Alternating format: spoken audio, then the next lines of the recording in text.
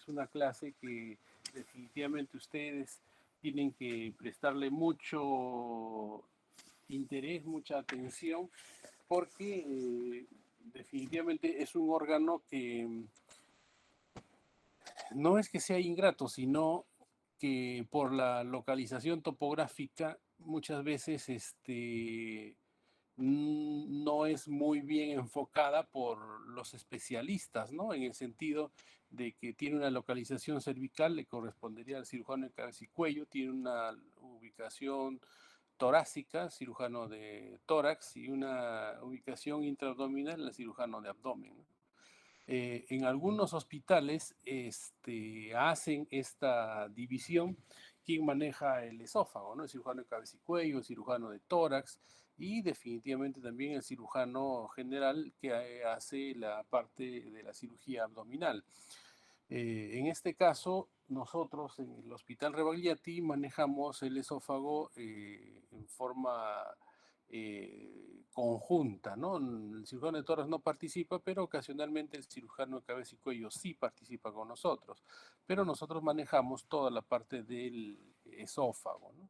El esófago es un órgano que puede tener una serie de patologías, por ejemplo, tiene patologías inflamatorias, las esofagitis, por ejemplo, ¿no?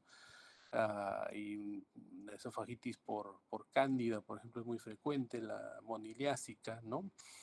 Pero también nosotros vamos a ver una patología frecuente por quemadura del esófago, ¿no? En los casos de intento de suicidio o muchas veces cuando por error un paciente ingiere una sustancia ácida o una sustancia alcalina, ¿no? Puede ser la soda cáustica o también el ácido muriático o el ácido clorhídrico, ¿no? Que se utiliza mucho para limpieza de los baños, una cosa así. Entonces el paciente ingiere el cáustico y quema la mucosa del esófago. Entonces hay una patología que es la esofagitis cáustica, ¿no? Entonces estas son situaciones en la que el esófago va a tener una inflamación, no es una patología. La otra patología que nosotros claramente debemos reconocer es la patología de tipo diverticular, ¿no? El divertículo que se tiene en el cuello, por ejemplo, es el divertículo de Senker. Hay divertículos en el esófago medio, ¿no? Divertículos esofágicos mediales y hay divertículos que están exactamente antes de que el esófago ingrese al diafragma, que son los famosos divertículos epifrénicos, ¿no? Entonces estos divertículos son unas formaciones saculares donde la principal molestia que va a tener el paciente es que la comida va a ingresar a estos sacos y va a causar muchas veces cuadros de tipo obstructivos, de fermentación, mal olor. eh, entonces el paciente de disconfort en el cuello, en el tórax. Entonces el paciente tiene que ser operado de estos divertículos. Luego, otra patología muy frecuente del esófago también es las famosas perforaciones esofágicas, ¿no? Y las perforaciones esofágicas ocurren fundamentalmente por dos motivos o por dos causas, ¿no? Que son las más frecuentes. Una es por manipulación, cuando se hace una endoscopía, que es relativamente infrecuente, pero sí se presenta, ¿no? Y la otra es por el vómito, ¿no? Ese es famoso síndrome de von Haber, ¿no? Que es donde el esfínter esofágico superior se cierra, el inferior también. Tanta es la presión del intraluminal del esófago que estalla, ¿no? Como un globo. Y por lo tanto ocurre una perforación en el esófago mediastinal y consecuentemente va a haber una mediastinitis, ¿no? De estos pacientes. Ahora, eso es con relación al esófago, ¿no? De este tipo de patologías. Luego vamos a ver las patologías de tipo del estirpe de la mucosa, ¿no? La mucosa del esófago es una mucosa que tiene el epitelio polistratificado plano, no queratinizado, ¿no? Entonces, este epitelio va a dar la neoplasia del esófago típica, que es el carcinoma epidermoide, ¿no? Y en la unión esófago-gástrica o el tercio inferior del esófago vamos a tener el famoso adenocarcinoma de esófago, ¿no? Secundario al esófago de Barrett, que vamos a ver ahora. Luego, puede también presentarse los linfomas esofágicos, ¿no? Hay que hacer el diagnóstico diferencial con tanto el epidermoide como el adenocarcinoma.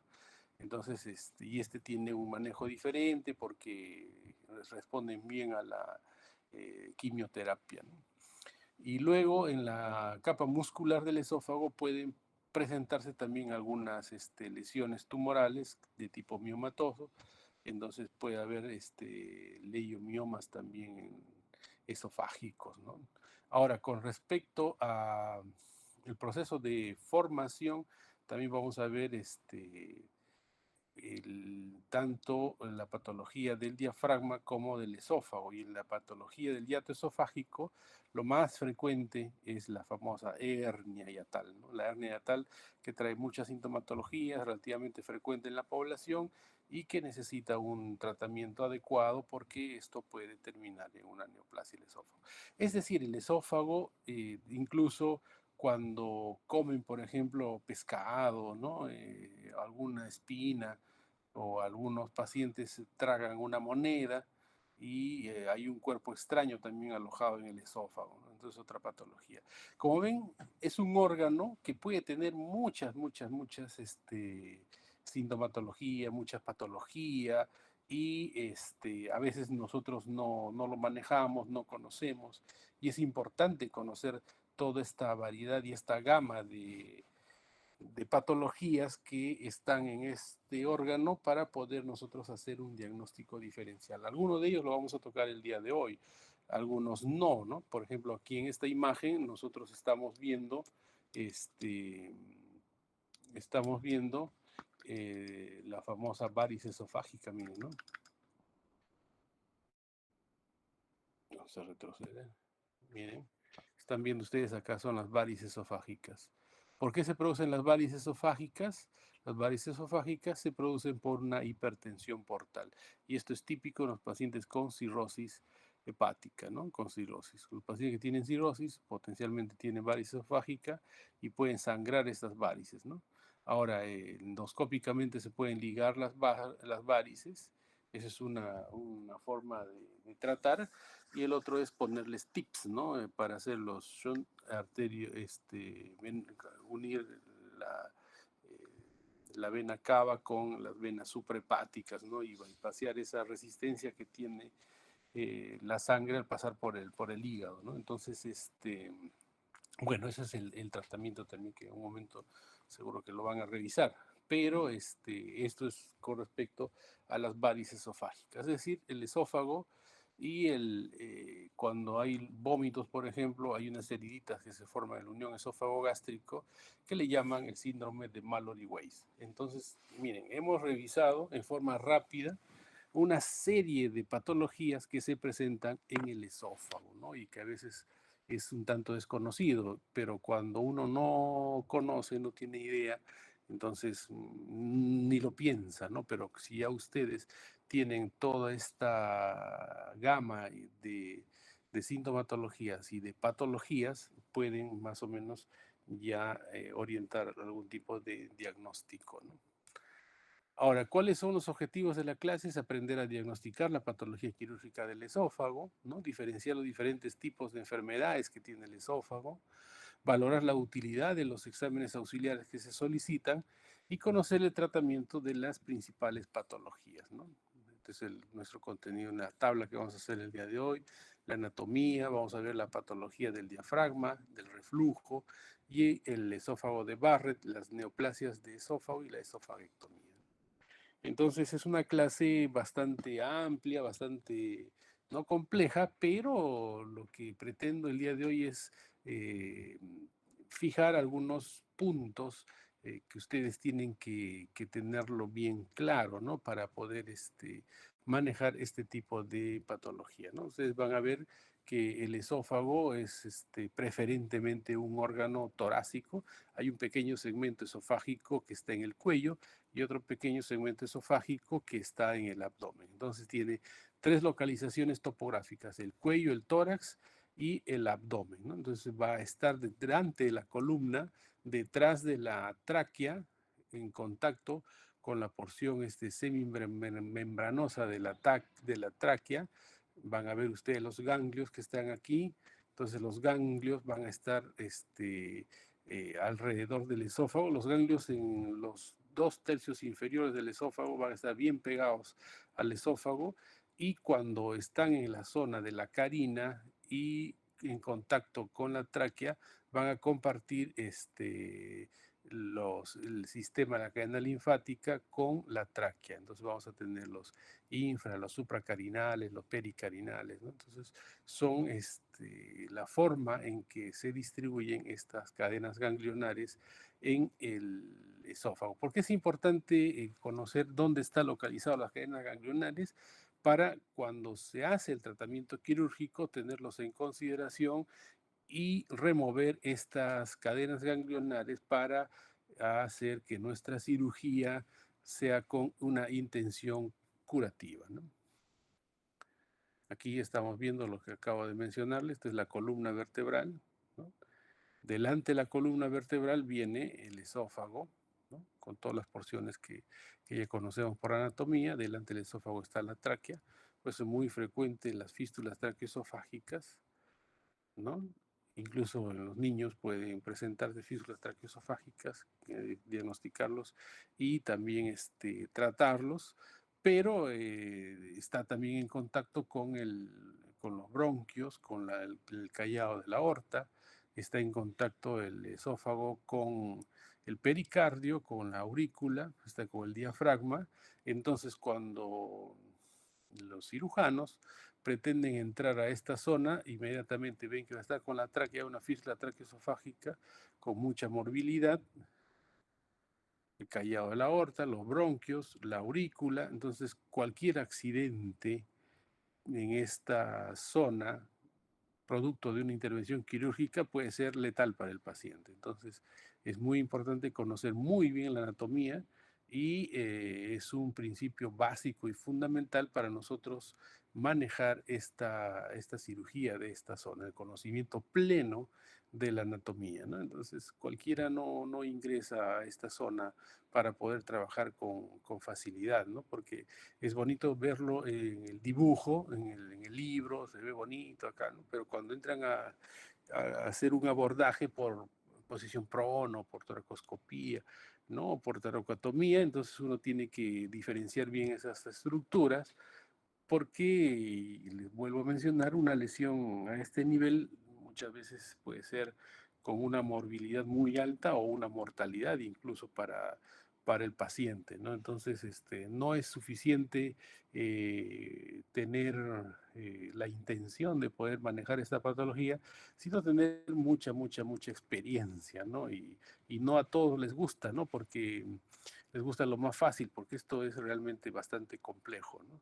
Ahora, en esta oportunidad también debemos nosotros rendir homenaje al doctor Manuel Guamán Guerrero, que es uno de los pioneros de la cirugía de esófago en el Perú, cuyo nombre lo tiene bien merecido nuestra Facultad de Medicina, ¿no? Porque se preocupó mucho por tratar de darle lo mejor a ustedes, ¿no? Fundó la Facultad de Medicina, siempre en coordinación y con el apoyo de el que mida fue también el doctor Iván Rodríguez, ¿no? Y nosotros hemos tenido la oportunidad de poder conocerlos a ambos. Iván Rodríguez también es un genio, un maestro que ha sido rector por muchos años en la universidad, y una persona bastante sencilla, bastante humilde y con muchas cosas positivas, y su legado va a ser muy importante para todos nosotros, ¿no? De Iván Rodríguez, del doctor Manuel Guamán de igual manera.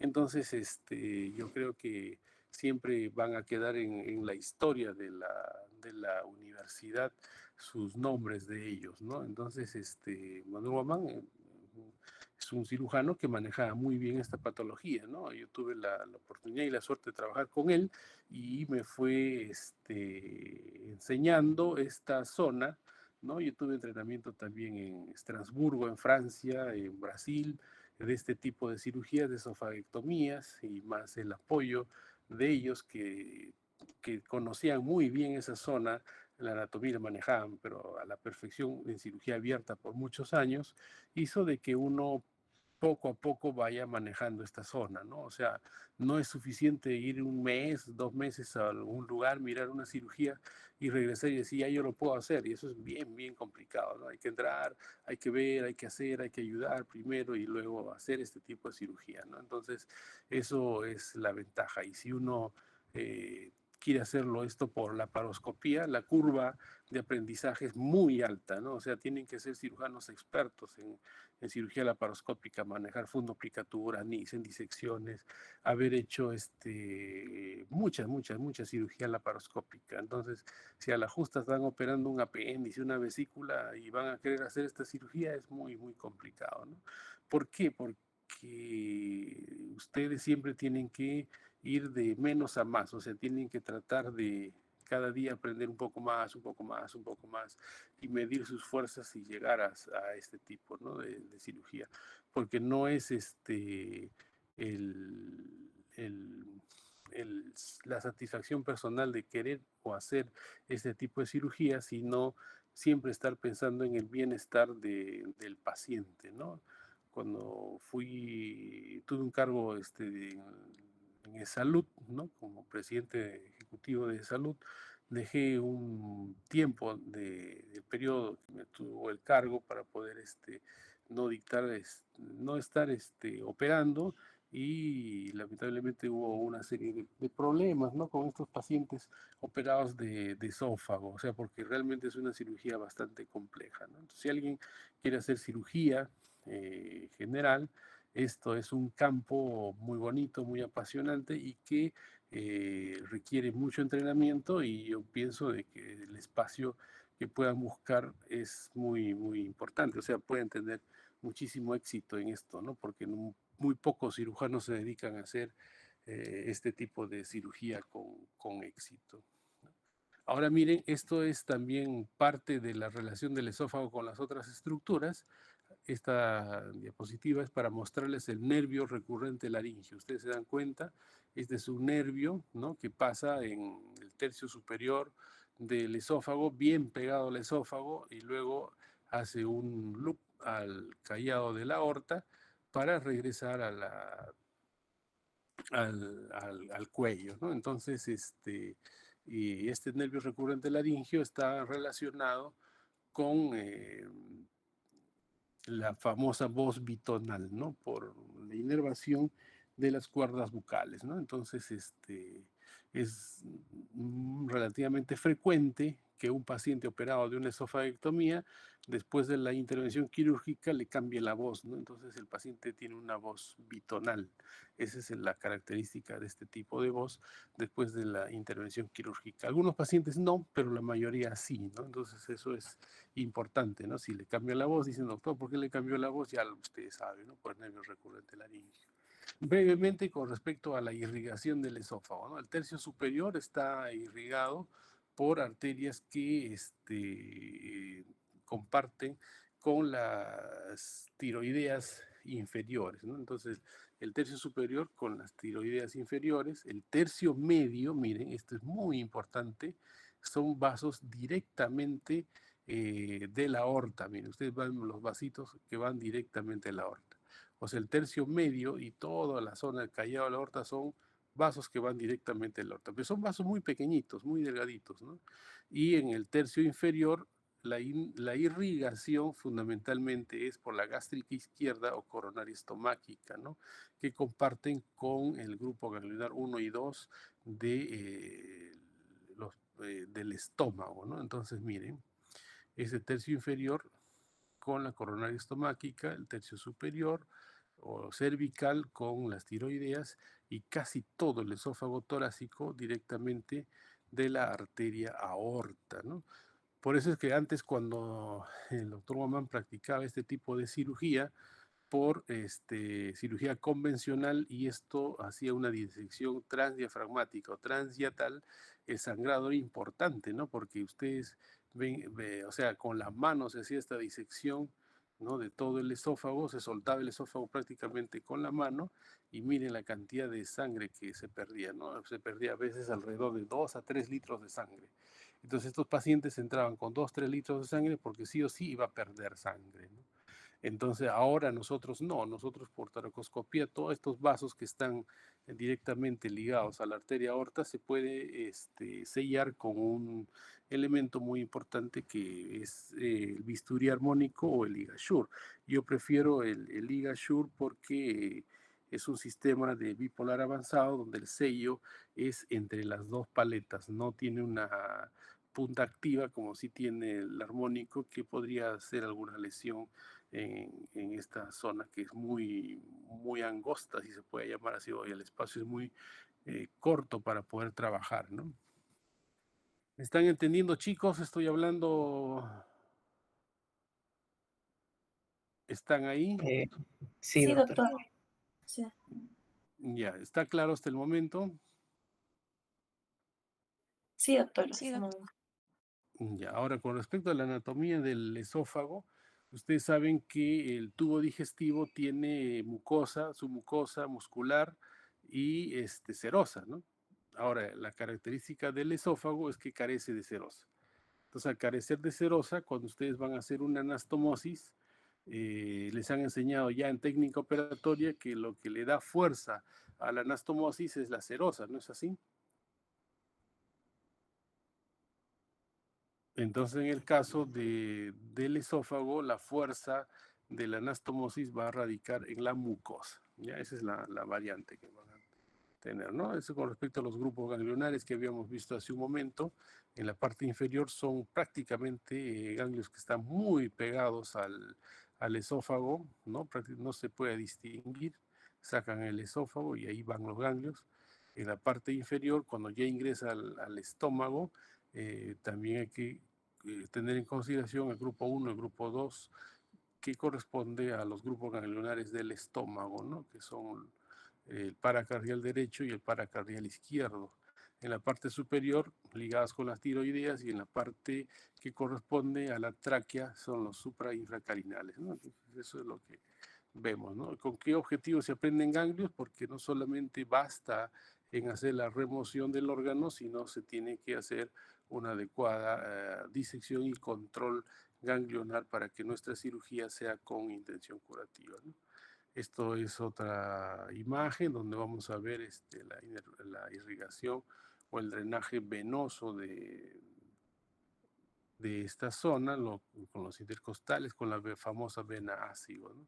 La vena ácido para nosotros es muy importante porque al hacerle la sección vamos a encontrar rápidamente el esófago, ¿no? Esto es un poco más de anatomía. Nosotros vemos acá que hay una porción del esófago que tiene que estar dentro del abdomen. Entonces la estructura del esófago con la par flácida, la par condensa, ¿no? La curvatura mayor, los vasos cortos, el epipro mayor y todo, ¿no? El hiato esofágico.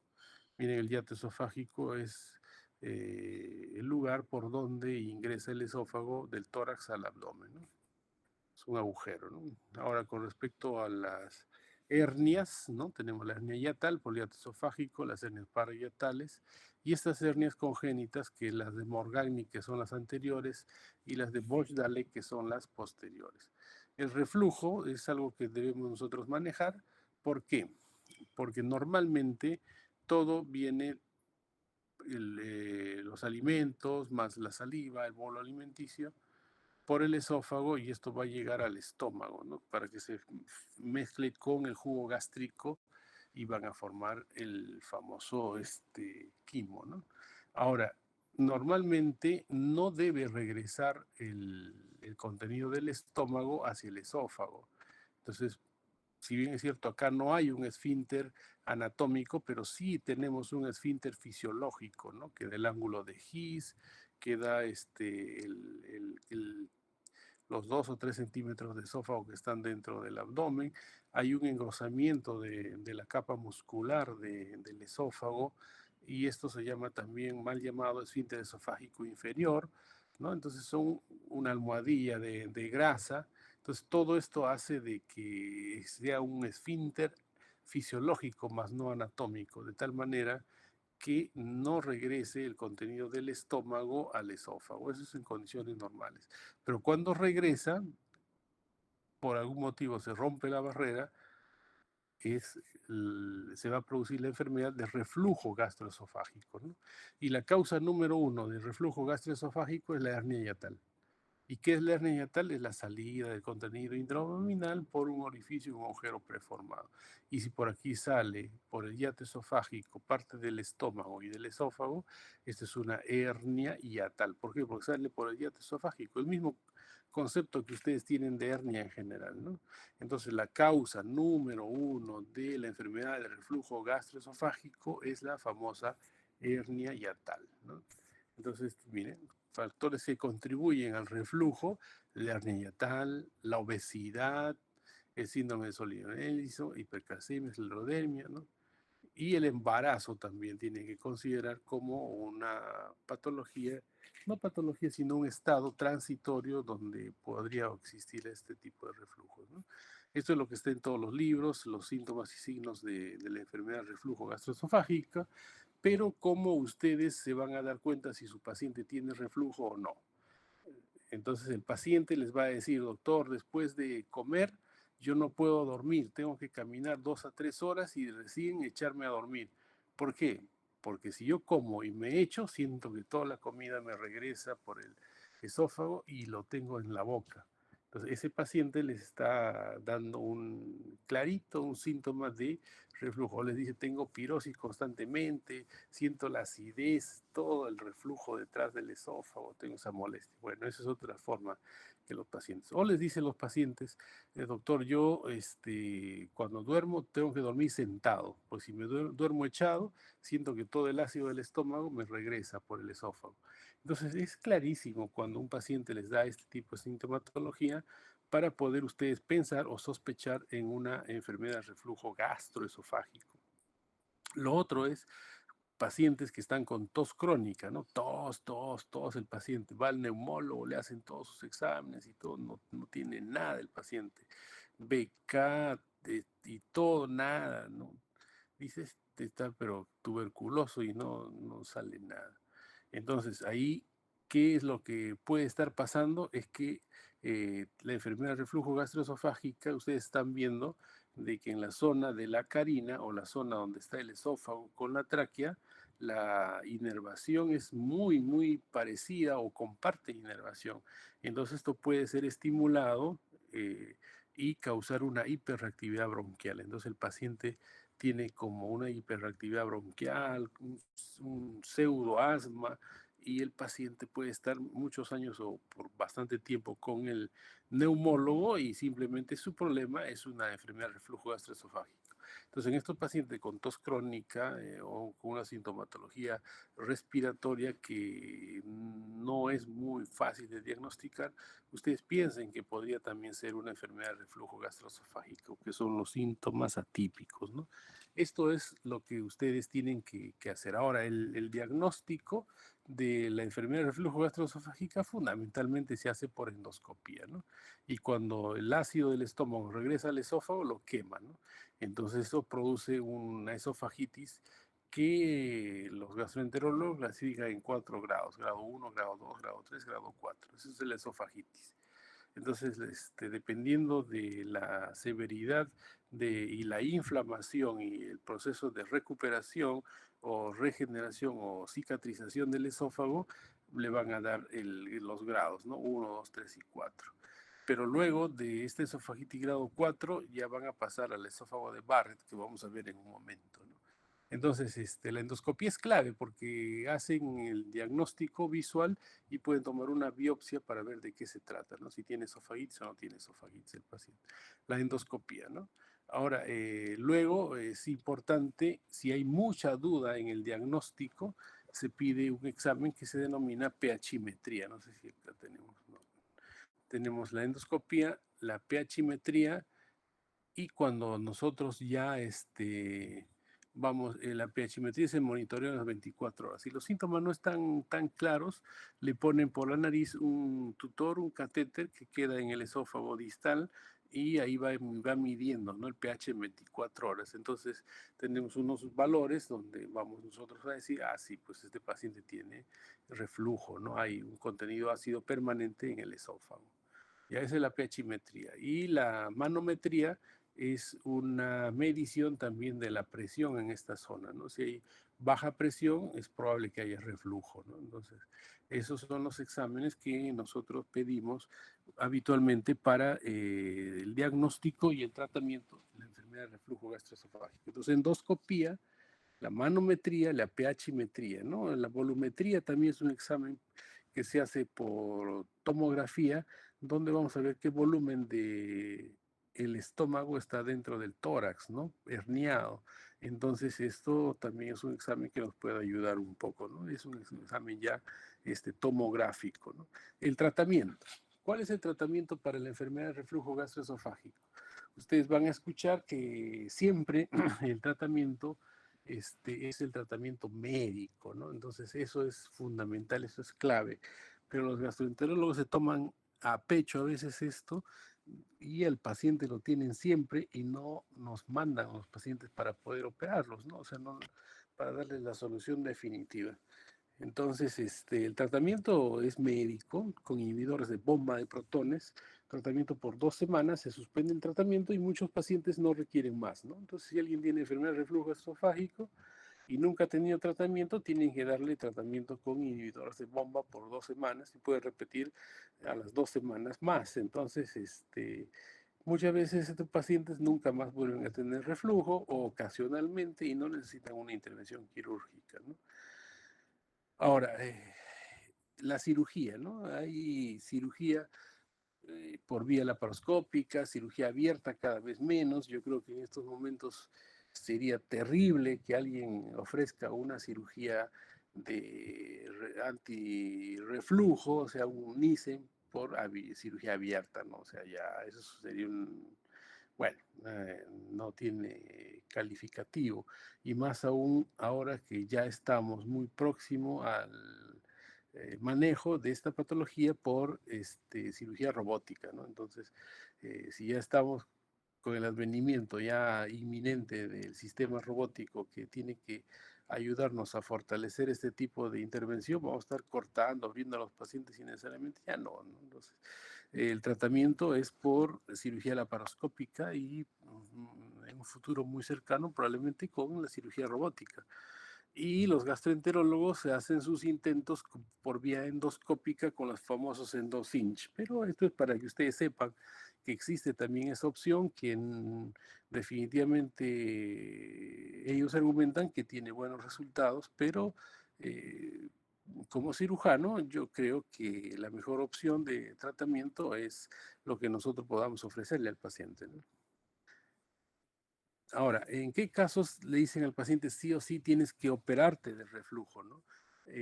Cuando ya hay una esofagitis grado 3 o grado 4, el paciente tiene que operarse porque el siguiente paso ya es el esófago de Barrett, en el intento del esófago de ya solucionar ese problema crónico de la esofagitis, ¿no? El reflujo rebelde al tratamiento también es la otra causa. Menores de 50 a 55 años con tratamiento médico de por vida, ¿no? Entonces, pacientes siempre estarían tomando sus sets de omeprazol, mejor se operan, ¿no? Reflujo progresivo, o sea, cada vez el paciente tiene más reflujo. Reflujo nocturno con una pHimetría con el esfínter esofágico incompetente es también una indicación quirúrgica, síntomas atípicos con buena respuesta al tratamiento médico. Ahí tenemos en los síntomas atípicos también los pacientes con hiperreactividad bronquial, ¿no? Ahora, el tratamiento para esta enfermedad de reflujo, su primera causa de la hernia hiatal, lo que tienen que hacer es hacer el descenso del esófago, del estómago hacia el abdomen y evitar de que esto vuelva a subir al tórax, ¿no? Se vuelve a herniar. Entonces, para eso se hace una fundoplicatura, o sea, con el fondo gástrico se trata de hacer una válvula para contener y evitar que regrese eso hacia el tórax, ¿no? Entonces la fundoplicatura puede ser total, parcial, anterior, posterior, con elongamiento esofágico, ¿no? O sea, esas son las variantes de esta fundoplicatura. Pero lo que ustedes sí o sí tienen que aprender es esto, ¿no? La fundoplicatura inicial que está descrita es la de Nissen, ¿no? Abierta, cirugía abierta. Pero esto es 1800 y pico, pues, ¿no? O sea, ya esto es histórico, ¿no? Luego viene la fundoplicatura Tupé, ¿no? Que es una fundoplicatura posterior incompleta, ¿no? 180 grados, y la que es 360 grados, vamos a ver que es la Nissen, ¿no? 360 grados. Y la 180 anterior es la DOR. Entonces tenemos tres tipos de fundoplicatura. Nissen, que es de 160 grados, Tupé 180 grados posterior, y el DOR, que es 180 grados anterior. Esas son las tres fundoplicaturas que nosotros manejamos, ¿no? ¿Con qué fundoplicatura nos quedamos? Yo manejo la fundoplicatura en Nissen, ¿no? La fundoplicatura Nissen. La Nissen clásica con cirugía abierta, no.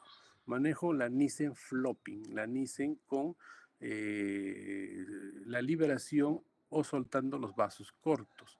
¿Y cuál es la diferencia de la Nissen flopping con la Nissen Rossetti? En que la Nissen Rossetti, la fundoplicatura que se hace con el fondo del estómago, para la redundancia, se hace sin soltar los vasos cortos. Por lo tanto, hay mayor tensión, hay mayor disfagia en este tipo de cirugía de tipo Nissen Rossetti.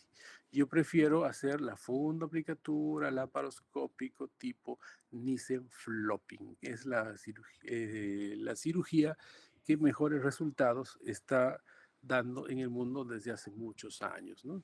Ahora, ¿qué es el esófago de Barrett? ¿Ya? ¿Qué es el esófago de Barrett?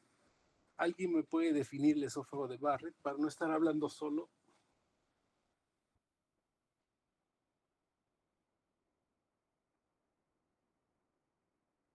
¿Están Pero, todos? si no me recuerdo, es un estado precancerígeno, o sea, antes del adenocarcinoma, si no me recuerdo.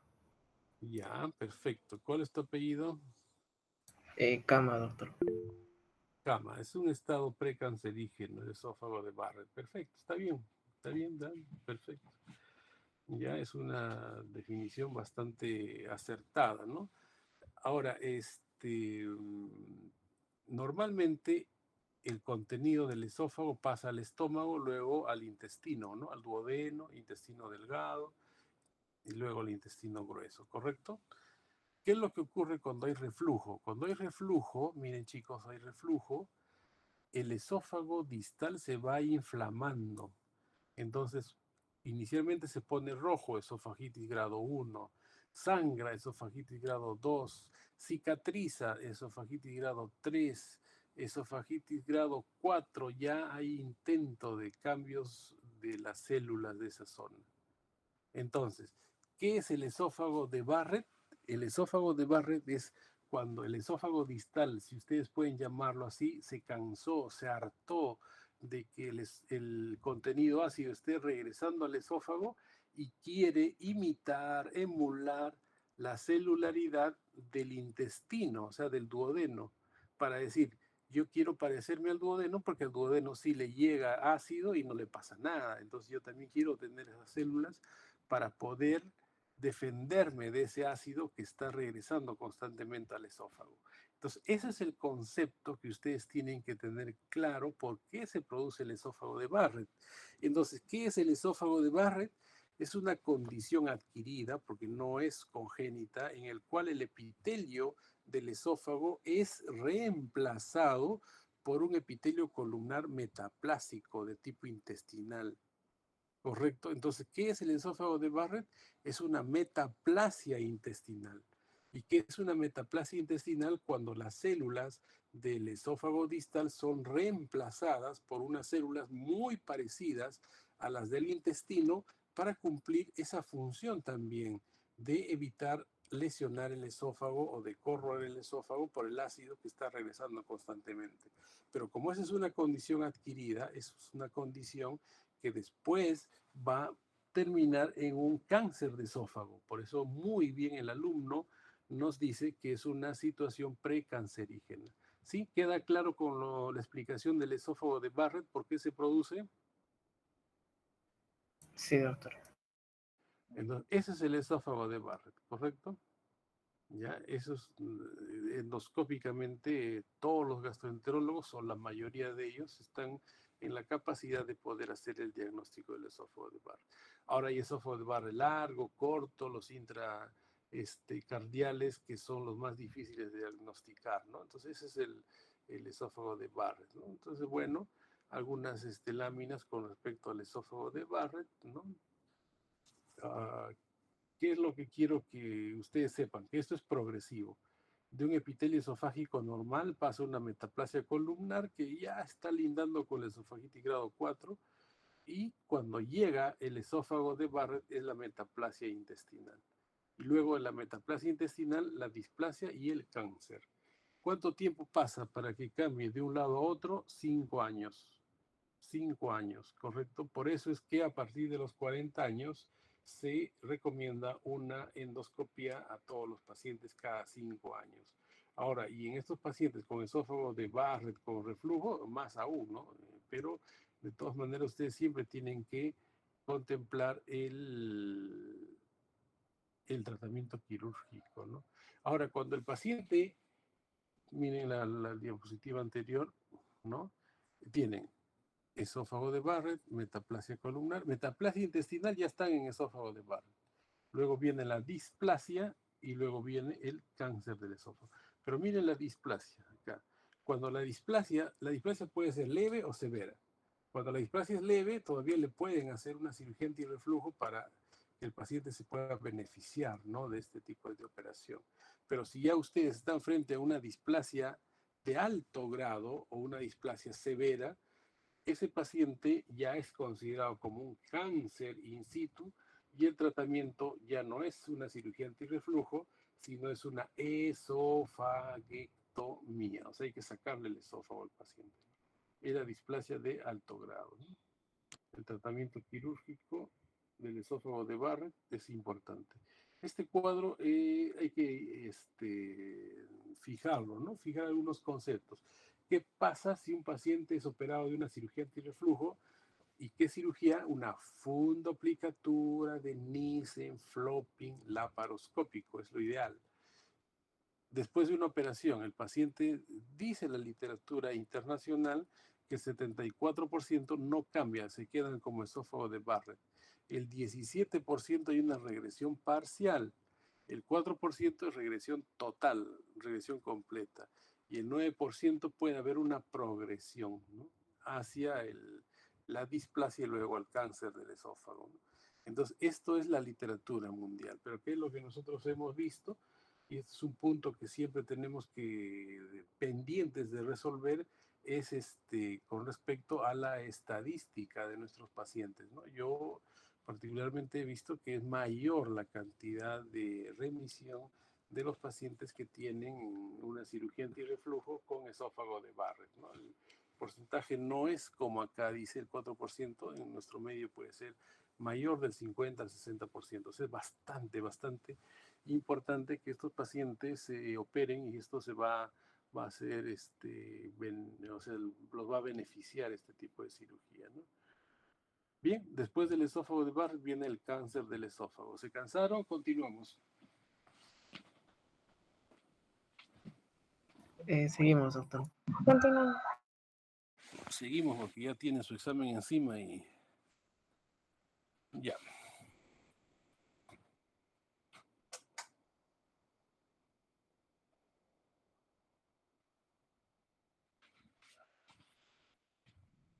El cáncer del esófago. Entonces, aquí, bueno, hay bastante información que van a ir leyendo poco a poco, pero lo que quiero que graben es que hay 3 tipos de cáncer. El cáncer depende de la mucosa, ¿no? El cáncer epidermoide, ya, el cáncer epidermoide, que es de las células del esófago, tercio superior, tercio medio, y el tercio distal es el adenocarcinoma, que viene del esófago de Barrett. Esos dos son claves, pero también puede haber el linfoma esofágico que tiene su tratamiento un tanto diferente, es con quimioterapia. Tanto el adenocarcinoma como el epidermoide, la primera opción de tratamiento siempre es cirugía, pero el epidermoide puede responder muy bien también a la radioterapia. Entonces se puede hacer también una cirugía, una combinación entre la quimio y la radioterapia, más aún en pacientes que tienen cáncer de esófago de tipo adenocarcinoma del tercio distal y tengan ganglios comprometidos periesofágicos. Entonces estos ganglios son controlados muy bien por la quimioterapia. Entonces ahí se habla de la neoadyuvancia, ¿no? Antes de la intervención. Entonces muchos pacientes están siendo sometidos a una intervención quirúrgica con radio o quimioterapia antes de la cirugía, ¿no? Y se están haciendo muy bien, porque antes decían, no, el paciente que ya está irradiado, ya ni mejor ni lo toco porque sangran mucho, o ya, pues ya les bajaban el dedo, como se dice estos pacientes, ¿no? Pero nosotros estamos tratando de ofrecerles una cirugía con bastantes buenos resultados en estos pacientes, ¿no? Con respecto al cuadro clínico, el cáncer de esófago es un cáncer silente, o sea, no tiene mayor sintomatología, y cuando empieza a dar sintomatología ya estamos hablando de un cáncer de esófago avanzado, ¿no? Entonces, cuando ya hay disfagia, baja ponderal, odinofagia, reflujo, ¿no? Ya son síntomas de un cáncer avanzado, ¿no?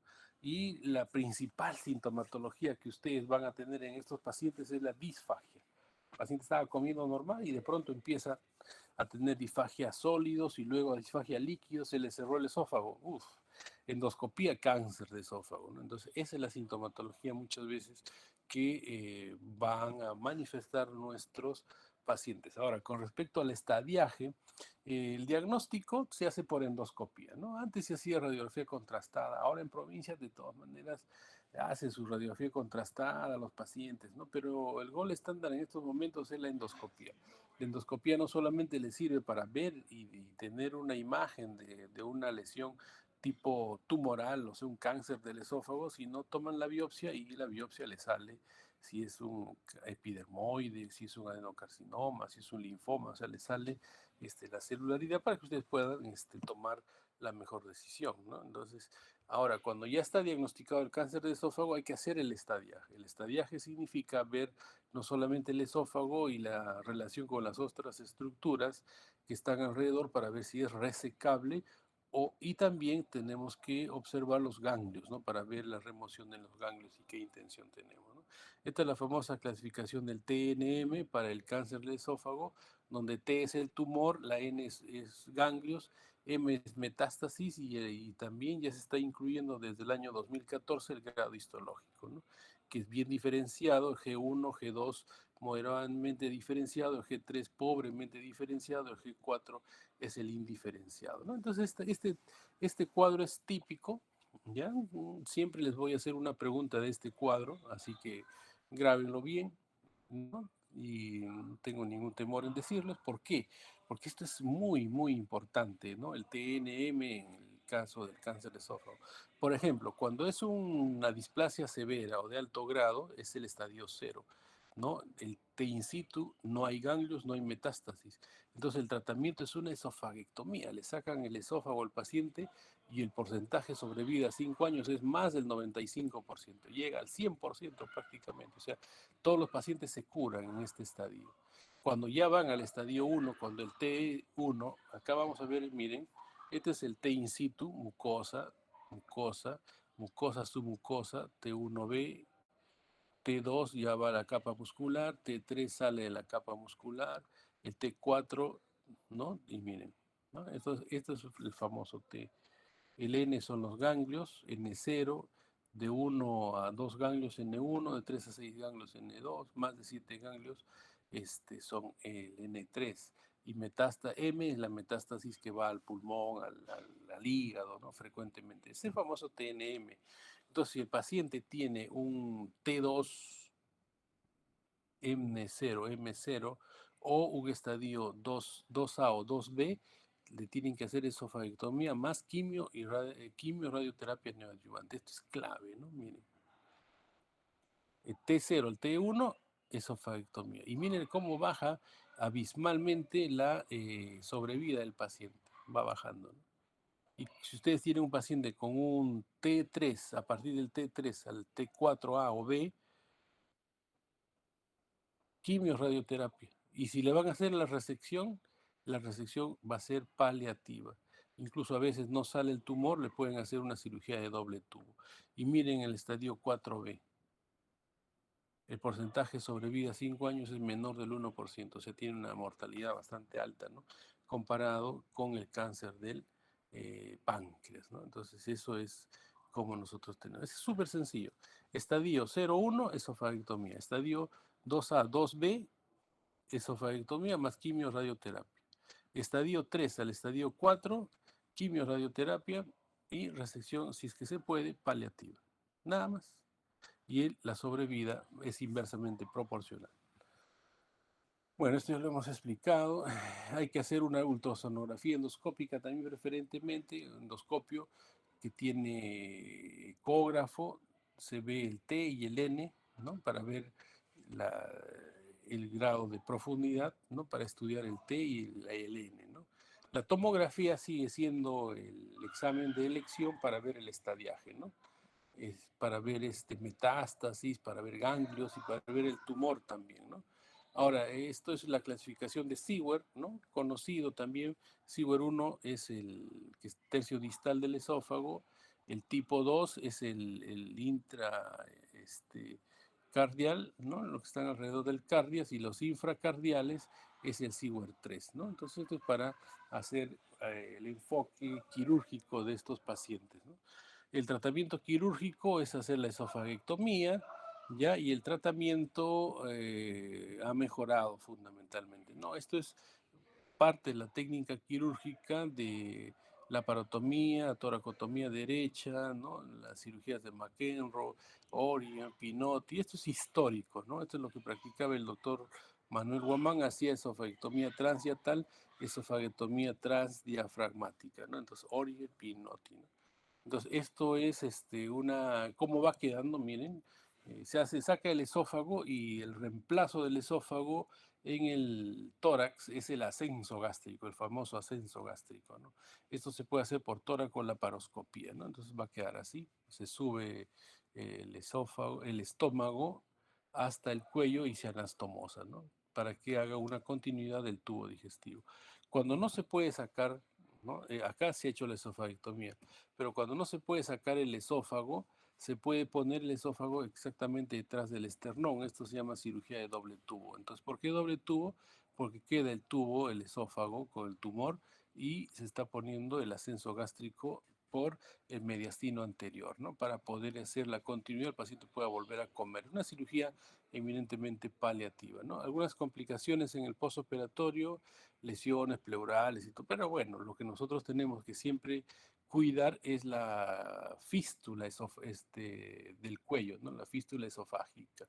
Entonces, la fístula es muy, muy frecuente. Nosotros tenemos 5 pacientes operados por esofagectomía tóraco-laparoscópico con una fístula, ¿no? Y los otros 4 no tienen fístula. Entonces, son pacientes que estamos empezando. La patología no es tan frecuente, o sea, no hay muchos pacientes. El Hospital Rebolledo es un hospital de referencia, y se están operando cada 3 meses un paciente, al año son 5 pacientes, así que se operan, ¿no? O sea, 4 o 5 pacientes, no es más, ¿no? Pero con muy, muy, muy buenos resultados, ¿no? Entonces, eso es lo que quería alcanzarles el día de hoy. Algunas conclusiones: la sobrevida del cáncer de esófago sigue siendo pobre, a pesar de que ha mejorado, y la mortalidad es semejante al cáncer de páncreas, pero es 4 veces mayor que el cáncer de recto, ¿no? El examen de elección para el inicio del estadiaje, la tomografía de doble contraste, y para evaluar el T y el N es muy importante la ultrasonografía endoscópica, ¿no? La esofagectomía, aquí sí vamos a, bueno, eso no diferir un poco, porque la esofagectomía por tóraco-laparoscopía están dando muy buenos resultados en el mundo, pero ya ustedes les acabo de mencionar que la la curva de aprendizaje es bastante alta, ¿no? Bastante grande. Muy bien, chicos, gracias por su atención prestada. Si tienen alguna duda, alguna inquietud,